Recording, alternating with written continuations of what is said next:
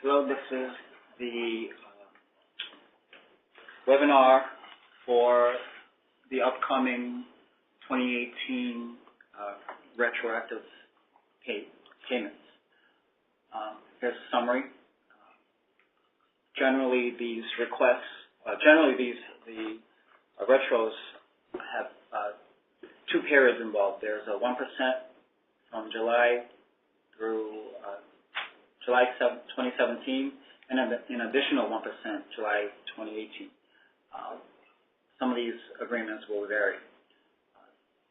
Some key dates here: the COLAs will be reflected in pay period ending 11/24, and as we always try to do, make the payments, the retro payments, in the pay period immediately after.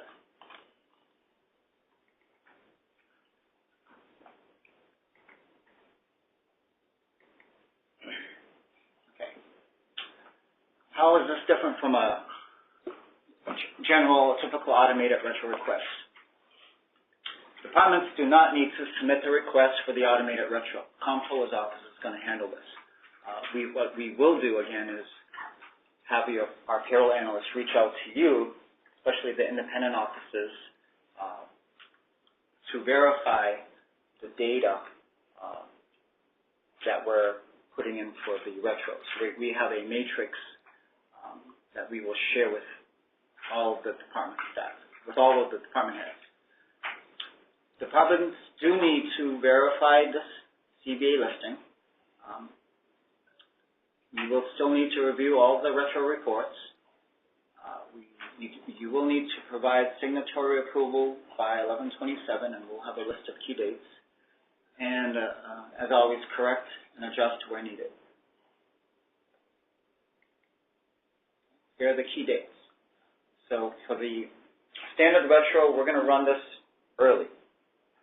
This is not in update mode at this point. We will run this on November 19th. For the report only, for the predictive only reports, again, there are 3 of them. We will run them between November 20th and November 23rd. They will be out there. We don't have a specific date because there are just so many of them. We don't know how long it's going to take. Okay.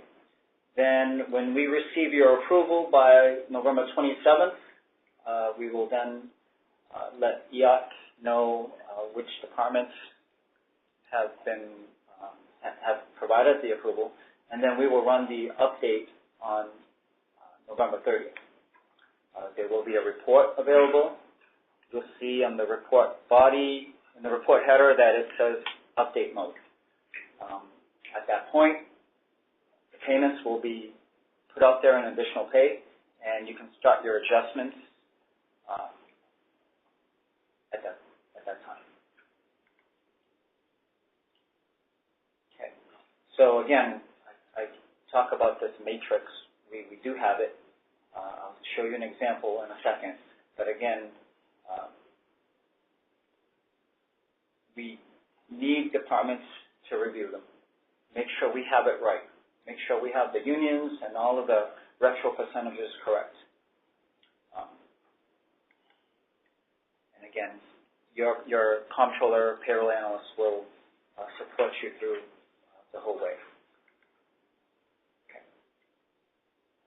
So here's an example of what the matrix is going to look like. Okay, and what you will see is we'll have the calendar year, the departments, the union code, and the salary plan. The start date.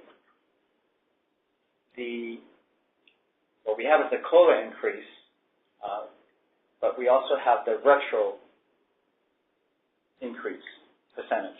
Now, most folks, we compound that amount. So these are the things that we're going to want you to review. And again, in the next week, we're expecting our payroll analysts to reach out to you to show you your portion of this matrix for your approval. We will then take the next steps as far as preparing the report.